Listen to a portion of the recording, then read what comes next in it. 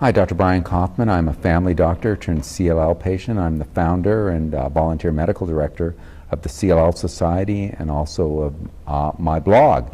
And I'm here at ASH 2016 in San Diego on day 2. And you want to introduce yourself? Hi, Anthony Mato from the Center for CLL at the University of Pennsylvania. I'm the director of the center and joining Dr. Koffman here at ASH 2016. And Anthony, you've done some very interesting real-world research on what's happening with patients taking ibrutinib, how good they are about staying on their meds, why they go off their meds. And this was a large number of patients with a lot of help from other people in terms of that. Can you tell us a little bit about that research and how it applies to patients? Sure. Last year we presented at the ASH meeting a series of 178 patients who had discontinued their kinase inhibitor, either ibrutinib or idelalisib. This year we wanted to expand that experience, and we are presenting over 600 patients who were treated with ibrutinib both in the frontline, relapse refractory settings, in commercial use of drug, as well as in clinical trials. So it would have been a whole bunch of different places, not just at university settings? So there were 2 major collaborators. There were 9 academic medical centers that participated, and then data were also provided by the Celgene Connect CLL registry, which comprised 199 mostly community centers across the country. So a real mix of academic and community practice, and to try to give us a flavor of how the drug is being used in practice at this point in time. And what were some of the interesting findings that... Sure. So we really were interested to see whether the results from clinical trials have translated into practice. And I think that one of the biggest messages from the particular trial is that ibrutinib is a very well tolerated active drug for the majority of patients with CLL. And the responses to the drug appear to be very durable in multiple settings: frontline, relapse refractory, high risk. But we started to really focus in on reasons for discontinuation, and in the small number of patients who discontinue this drug in frontline and relapse refractory setting, we're still learning that side effects are a major issue for patients to have to deal with. Side effects or intolerance were the most common reasons for discontinuation of ibrutinib in our series, with a distant second being progression of CLL, and then very few other reasons for patients discontinuing the drug, for example, Richter's transformation. So even though it's a very active drug, it's well tolerated in general, there are a subset of patients who just can't tolerate the drug. And what we view this as is an opportunity, number one, for education. So it helps the physicians and the nurses taking care of patients to recognize that you need to have a dedicated team in order to manage patients with CLL, with expertise not only in how to administer the drugs, but also with expertise on how to manage the particular side effects.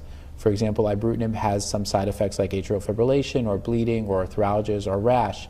Idelalisib has issues with colitis, pneumonitis, and liver dysfunction. And there's certainly a learning curve for the physicians and the nurses for how to use these drugs.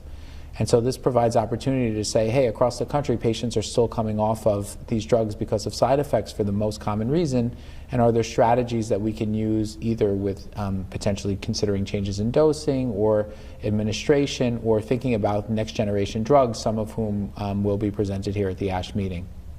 And I think at your center, you even have a team of cardiologists and other specialists to help you keep patients on their medications. So at our center at University of Pennsylvania, we have the Center for CLL, and it's a relatively large staff that are focused in management of patients with CLL. So we have an assistant who is in charge of our schedule. We have a program nurse who focuses specifically on managing our patients' side effects, specialty pharmacy issues, pathways, adherence. We have a research nurse, we have a research nurse practitioner, we have 2 data coordinators, and then from an interdepartmental perspective, we have a cardio-oncology department headed by Dr. Carver, who focuses on managing all of the cardiac-related toxicities associated with cancers and cancer medications. And we also work closely with our infectious disease colleagues to help minimize the risk of infection, which is a common issue for patients with CLL. We also have a collaboration with dermatology, where all of our patients are screened for skin-related cancers, which is also a common issue for patients with CLL.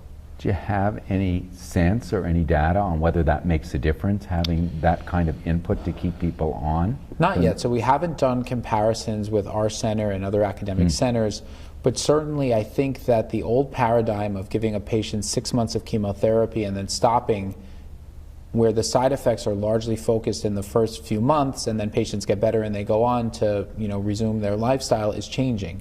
And with these drugs, the newer drugs, although they're active, they're practice changing, they are life-saving, certainly the side effects that you see aren't in the first month or two, but there are patterns of side effects that you need to have a staff available and ready to address, whether they're at month 1 or month 10.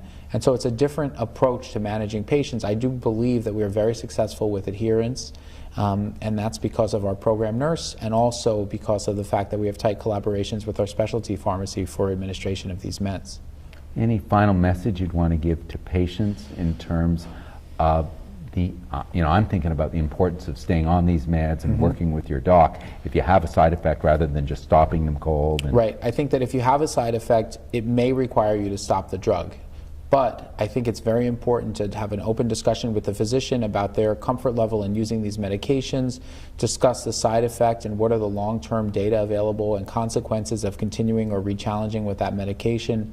Certainly B-cell receptor antagonists are by far the most important innovative medications in CLL right now, and we're very hesitant because of a toxicity to abandon the drug.